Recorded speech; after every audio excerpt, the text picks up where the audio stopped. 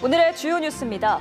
대기업들이 한전을 거치지 않고 직접 전기를 사서 쓰는 전력 직접 구매에 나서고 있습니다. 전기시장 독식 체제가 깨지면서 200조 부채를 안고 있는 한전의 수익성 개선 계획에도 빨간불이 켜졌습니다. 신용협동조합의 부동산 PF 부실이 확대되고 있습니다. 지난해 연체율이 2배로 뛴 데다 규제 강화로 대손 충당금 부담도 늘면서 적자 탈출이 쉽지 않을 전망입니다. 올해 금융지주들이 대내외 불확실성 대응을 위한 조직 개편과 전략 수립에 총력을 기울이고 있습니다.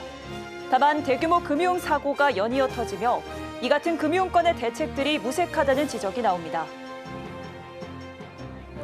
국내 커피 브랜드 이디야의 매출과 가맹점 수가 하락세를 나타내고 있습니다. 리브랜딩 등 위기 극복에 나섰지만 뚜렷한 성과가 나오지 않은 가운데 오너 2세인 문승환 본부장의 경영 능력이 시험대에 올랐습니다.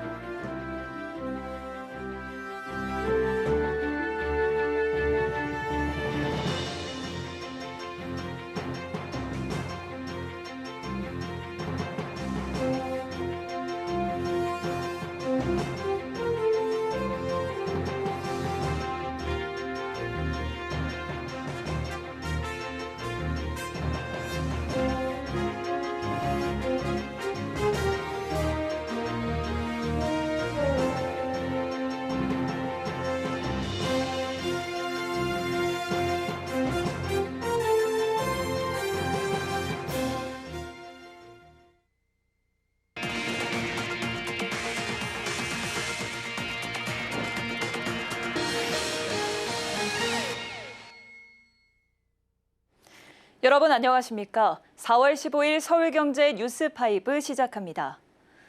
대기업들이 한국전력공사를 거치지 않고 직접 전기를 사서 쓰는 전력 직접 구매 제도를 활용하려는 움직임을 보이고 있습니다. 탈한전화가 가시화되는 모습인데 가뜩이나 200조 부채에 허덕이는 한전의 수익성에도 빨간불이 켜졌습니다. 김동철 한전 사장의 리더십이 절실하다는 평가가 나옵니다. 김혜영 기자입니다. SK 어드밴스드가 이달 전력 직접 구매를 시작합니다. 한전을 거치지 않고 전력 도매 시장에서 직접 전기를 구매하는 겁니다. 최근 3년간 산업용 전기료는 75%가 올랐는데 부담이 커진 기업들이 탈한전 수순을 밟고 있는 모습입니다. 직접 구매가 한전과 비교해 킬로와트당 20원 이상 싸다는 추정도 나옵니다. 대기업은 사용자 수는 적지만 전기 사용량으론 전체 29%를 점유한 한전의 주요 수익원입니다. 그동안 암묵적으로 한전이 독식해온 시장 체제가 깨지는 건데 한전의 실적 타격이 불가피한 상황. 한전은 요금 인상으로 손실을 줄여간다는 계획이지만 대기업의 줄이탈을 우려해야 하는 상황에 직면했습니다. 200조 원이 넘는 천문학적인 부채를 안고 있는 한전의 재무 개선도 쉽지 않을 전망입니다. 지난해 빚만 2조 7천억 원이 넘게 늘었는데 1년 이자만 5조 원에 달합니다. 매년 총부채가 역대 최대치를 경신하며 빚더미에 앉아 있는 상황. 이런 가운데 한전은 지난해 전기요금을 올려서 번 돈으로 배당에 나서며 재무위기 공기업에 모럴 해저드라는 질타를 받기도 했습니다. 한전은 골머리를 앓고 있지만 이렇다 할 묘수도 없는 상황.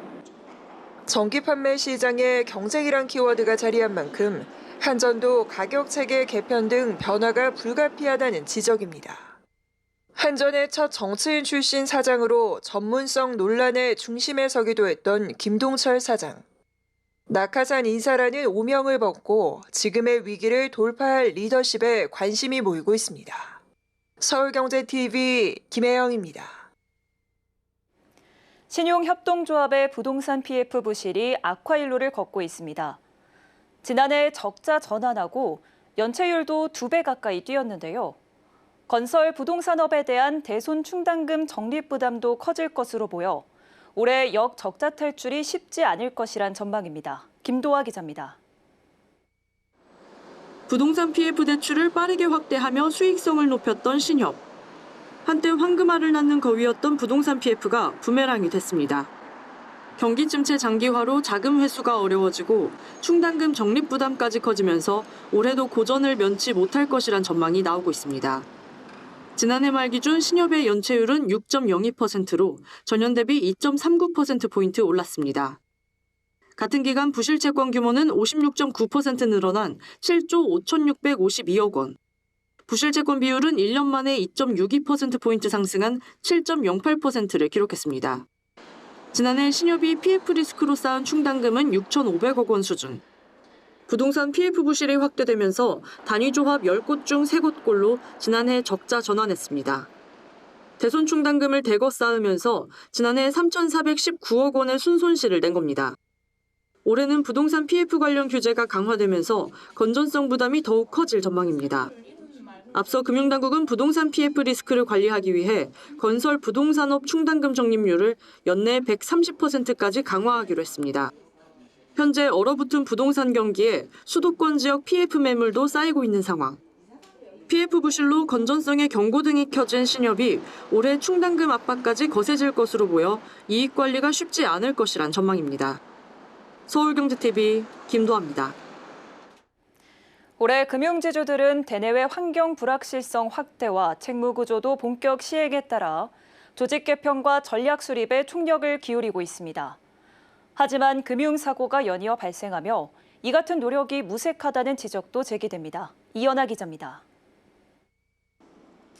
올해 금융권에서는 대내외 불확실성 확대에 따른 리스크 관리가 최우선 과제로 떠올랐고 내부 통제 강화를 위한 책무 구조도가 본격 시행됨에 따라 금융지주사별 조직 개편과 대응 전략 수립에 집중하고 있습니다.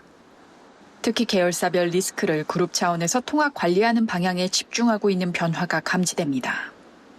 KB금융지주는 이사회사나 리스크관리위원회를 두고 그룹 전체 리스크관리 정책과 전략을 심의 의결하고 있고 신한금융지주는 리스크맵 구축을 통해 그룹 전체의 리스크 통합관리에 나섰는데 계열사별 위험 요인 지표 설정과 전산화를 통한 리스크 축소에 나선다는 방침입니다. 하나금융지주도 리스크관리 시스템 리빌드 사업을 통해 그룹 전체 리스크관리 시스템 재구축에 들어갔고 우리금융지주는 리스크관리위원회 규모를 확대하고 계열사별 리스크 통합관리로 방향을 전환했습니다. NH농협금융지주는 지난달 레드위슬 헬프라인 시스템을 도입하며 익명제보 접수 채널을 만들었고 IBK 기업은행은 지난 3월 쇄신위원회를 구성하며 금융사고 관련 내부자 신고 시스템을 도입했습니다. 반면 대규모 금융사고가 연이어 터지며 이 같은 금융권의 대책들이 무색하다는 지적도 제기됩니다.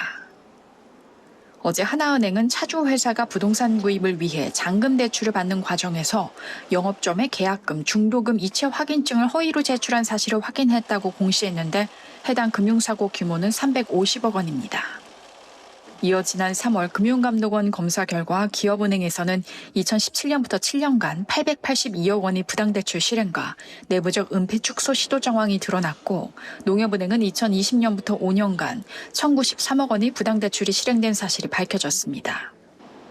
신한금융지주와 신한은행은 오는 28일부터 금감원 정기검사를 앞두고 있는데 최근 신한은행 한 영업점 소속 직원 A씨가 부당대출 대가 1억 원 규모 금품을 수수한 혐의로 검찰에 구속됐고 지난 2월 전세대출 사기 사건으로 19억 9,800만 원 금융사고를 공시한 바 있습니다. 서울경제TV 이연아입니다. 국내 커피 브랜드 이디야 커피가 매출 하락과 가맹점 감소라는 이중고에 시달리고 있습니다. 변화의 돌파구로 해외 진출과 리브랜딩 전략을 내세웠지만 이마저도 뚜렷한 성과를 내지 못하고 있는데요. 오너 2세 문승환 본부장이 진두지휘하는 이번 전략이 위기를 기회로 바꿀 수 있을지 주목됩니다. 이혜연 기자입니다. 중가 커피 브랜드 이디야 커피가 국내 시장 경쟁이 치열해지면서 매출과 가맹점 수가 줄고 있습니다. 부진한 상황을 타개하기 위해 창업주의 장남 문승환 경영전략본부장을 중심으로 리브랜딩, 해외 진출 등 새로운 전략 모색에 나섰지만 아직 뚜렷한 성과를 내지 못하는 상황. 이디야는 한때 전국 3,000개가 넘는 매장을 가지고 있었지만 최근 1년 새 가맹점이 200곳 가까이 줄어들면서 현재 2,805개 수준으로 감소했습니다. 지난해 매출은 2,420억 원, 전년 대비 12.2% 하락하면서 2년 연속 역성장을 기록했습니다. 영업이익은 97억 원으로 소폭 반등했지만 뚜렷한 성장세로 보기엔 어렵다는 평가가 나옵니다. 특히 중가 커피를 내세운 이디야는 포지션이 모호하다는 평가가 나옵니다. 소비자들은 고가 커피 프랜차이즈의 품질과 분위기를 택하거나 저가 커피의 가성비를 택하는 등 기호와 소비에서 양극화가 심화되고 있습니다. 이디야는 해외 진출로 위기 극복에 나섰습니다. 지난 2023년 괌 마이크로네시아몰에 첫 해외 가맹점을 연 데 이어 지난해 말에는 말레이시아 엘미나점도 여는 등 해외 시장 공략에 나서고 있습니다. 이 같은 전략의 중심에는 2023년부터 해외 사업과 리브랜딩을 총괄하며 경영 전면에 나선 문승환 본부장이 있습니다. 다만 글로벌 전략은 당초 계획보다 속도가 더디고 리브랜딩 역시 지난해부터 추진을 선언했지만 1년이 지나도록 구체적인 로드맵이 부재한 상황입니다. 이디야가 외부 투자자 지분을 정리하며 문창기 회장 일가 중심의 단일 체제로 지배구조를 재편하면서 업계에서는 본격적인 2세 승계가 시작되는 게 아니냐는 관측을 내놓고 있습니다. 문 본부장이 주도하는 이디야의 리브랜딩과 해외 사업 성과에 업계의 관심이 모이고 있습니다. 서울경제TV 이혜연입니다. LG화학이 중국에서 배터리 특허 무효 판정을 받은 것으로 알려졌습니다. 중국 업체와 특허 침해 소송 중인 LG화학을 두고 중국 측이 맞불 대응한 것이란 분석이 나오는데요. 전기차용 중대형 배터리에서 한중 기업 간 특허 소송이 벌어진 건 이번이 처음이라 결과에 관심이 쏠립니다. 김효진 기자입니다. 중국 국가지식재산국이 최근 LG화학의 양극 활성 소재의 제조 방법 및 리튬 2차 전지용 양극 관련 기술에 대해 무효 결정을 내렸습니다. 국가지식재산국은 해당 특허의 설명서가 불충분해 기술을 재현할 수 없다고 밝힌 것으로 전해졌습니다. 이 소송의 청구인은 개인인데 업계에선 이번 소송전이 중국 롱바이와 LG화학 간 특허 분쟁에서 비롯된 것으로 보고 있습니다. LG화학은 지난해 서울중앙지법에 롱바이의 한국 자회사인 제세능원이 자사 3원계 양극재 기술을 침해했다며 특허 침해 금지 소송을 제기한 바 있습니다. 양극재는 배터리 생산 원가의 약 40%를 차지하고 있는 핵심 소재입니다. LG화학은 롱바이의 양극재 샘플을 분석해 다수의 특허 무단 사용을 확인하고 소송을 낸 것으로 알려졌습니다. 이번에 중국에서 무효 판정을 받은 특허는 한국에서 소송 중인 특허의 중국판. 쉽게 말해 LG화학이 소송을 제기하자 중국 측이 맞대응한 걸로 풀이됩니다. 중국 당국이 이 특허를 무효로 판단한 만큼 롱바이 측이 국내 소송에서 이를 근거로 활용할 가능성도 있습니다. 전기차용 중대형 배터리에서 한중 기업 간 특허 소송이 벌어진 건 이번이 처음입니다. 업계에선 이번 소송이 향후 양극재 특허 분쟁의 기준이 될 수 있을 것으로 보고 있습니다. 한편 LG화학 측은 항소 등 법적 대응을 검토할 것이라며 국가별 특허 범위나 법이 다르기 때문에 이번 판결이 다른 국가 특허나 사업에 미치는 영향은 없다고 밝혔습니다. 서울경제TV 김효진입니다. 인공지능으로 만든 생성물의 워터마크 표시를 의무화하는 AI 기본법이 지난해 12월 국회 문턱을 넘었죠. 다만 법이 시행되는 건 내년 1월부터라 대선을 앞두고 예비 후보들에 대한 딥페이크 콘텐츠가 무분별하게 확산되고 있는데요. 그런데 내년부터 법 시행이 본격화돼도 이 같은 콘텐츠 확산을 막기 어려울 거란 지적이 나옵니다. 이수빈 기자가 짚어봤습니다. 내년 1월 시행을 앞둔 AI 발전과 신뢰 기반 조성 등에 관한 기본법, 일명 AI 기본법이 시행도 되기 전에 실효성 논란에 빠졌습니다. AI로 콘텐츠를 만들 때 워터마크를 의무화하는 등 규제를 받지만 네이버 다음과 같은 플랫폼으로 유통될 때 워터마크를 제거해도 막을 길이 없다는 겁니다. 지난해 12월 국회 문턱을 넘은 AI 기본법은 AI 생성물에 대한 투명성 확보 의무를 부여하고 워터마크 표시 의무를 규정하고 있습니다. 다만 법이 내년 1월부터 시행되는 터라 대선 기간에 접어든 현재 SNS에는 예비 후보들에 대한 딥페이크 콘텐츠가 무분별하게 확산되고 있습니다. 특히 내년부터 법 시행이 본격화돼도 이 같은 콘텐츠 확산을 막을 수 있을지도 미지수입니다. AI 기본법은 콘텐츠 생성 단계에서의 제재만 강화했을 뿐 포털 등 플랫폼 기업 등 유통 단계 제재는 제외됐기 때문입니다. 법안 논의 초기에는 플랫폼 기업들이 워터마크 없는 AI 생성물 삭제를 의무화하는 방안도 거론됐지만 최종 제정안에는 포함되지 않았습니다. 이미 정보통신망법에 따라 불법 소지가 있는 AI 생성물은 플랫폼이 삭제하도록 규제할 수 있도록 돼 있다는 이유에서입니다. 다만 현 규정은 삭제를 의무화하고 있지 않아 원칙적으로 플랫폼 운영자는 불법 AI 생성물 유통에 대한 법적 책임을 지지 않는 상황입니다. 또 불법성이 명백하다는 판정이 날 때까지 플랫폼에서 유통 가능해 사실상 실효성 없는 규제라는 지적이 나옵니다. 콘텐츠에 표시된 워터마크 제거는 간단한 프로그램으로도 구현할 수 있어 일반인에게도 손쉬운 일. 결국 포털 등 유통 단계에서의 제재가 부실하다면 불법 딥페이크물 확산을 막기 어려울 것으로 업계는 관측하고 있습니다. 서울경제TV 이수빈입니다. 건설 경기 불황에 건설사들이 해외로 눈을 돌리고 있습니다. 올 1분기 해외에서 11조 원이 넘는 공사를 수주한 것으로 나타났는데요. 다만 계약이 취소되거나 공사비 회수가 지연되는 일도 잇따르고 있어 철저한 리스크 관리가 필요하다는 지적이 나옵니다. 이지영 기자입니다. 해외건설협회의 1분기 해외건설 수주 실적 분석 보고서에 따르면 올해 1분기 해외건설 총 수주액은 82억 1천만 달러, 한화로 약 11조 6,900억 원입니다. 지난해 같은 기간보다 148%가량 증가한 수치입니다. 1분기 가장 많은 수주 실적을 올린 곳은 두산에너빌리티입니다. 23억 5,600만 달러를 수주했고 이어 삼성 E&A가 16억 8,500만 달러의 성과를 냈습니다. 이외에도 GS건설과 삼성 E&A가 77억 달러 규모의 사우디아라비아 파드일리 가스 플랜트를 수주했고 2월에는 현대건설이 사우디에서 송전선로 공사 2건을 수주했습니다. 국내 건설사들이 주택 불황을 해외 건설 수주로 이겨내는 모습입니다. 실제 같은 기간 국내 건설 수주액은 전년 대비 31% 줄어든 9조 원에 그쳤습니다. 하지만 해외 수주가 향후 실적으로 이어질지는 불투명합니다. 공사비 미수금이 발생하거나 공사계약 해지 등의 문제가 지속되고 있기 때문입니다. 삼성 E&A는 멕시코 국영 석유 회사 페맥스와 약 10년 전 체결했던 2,300억 원 규모의 수첨 탈황 설비 사업 계약이 최근 해지됐습니다. 지난 2월 법정 관리를 신청한 벽산 엔지니어링도 아프리카와 동남아시아 등에서 진행한 송변전 사업에서 공사비 회수가 지연되기도 했습니다. 현대건설은 지난해 현대 엔지니어링의 해외 사업 손실 영향으로 1조 2,209억 원의 대규모 영업 손실을 기록하기도 했습니다. 서울경제TV 이지영입니다. 트럼프 미국 대통령의 오락가락 상호관세 정책으로 전 세계 증시가 롤러코스터 장세를 보이고 있는 가운데 AI 기반의 로보 어드바이저 알고리즘으로 운용하는 퇴직연금 관리 서비스에 관심이 모이고 있습니다. 시장 변화에 따라 동적으로 리밸런싱에 자산 운용을 해주는 서비스인데요. 새 먹거리를 두고 1임 업체를 비롯해 각 자산운용사, 증권사들도 앞다퉈 서비스 출시에 나서며 경쟁 중인 분위기입니다. 김보연 기자가 취재했습니다.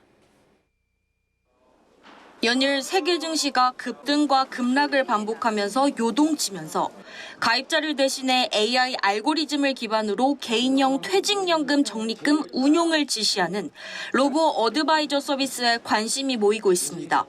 AI가 투자자 성향에 맞는 포트폴리오를 자동 생성해 투자하는 서비스로 기존 고액 자산가에 한정됐던 투자 1임 서비스 범위를 넓혀 개인 투자자도 맞춤형 자산 관리가 가능해졌다는 것이 특징입니다. 미래에셋 자산운용이 오늘 국내 종합자산운용사에서 처음으로 IRP 전용 RAM 로보를 선보였고 뜨거운 관심을 받고 있습니다.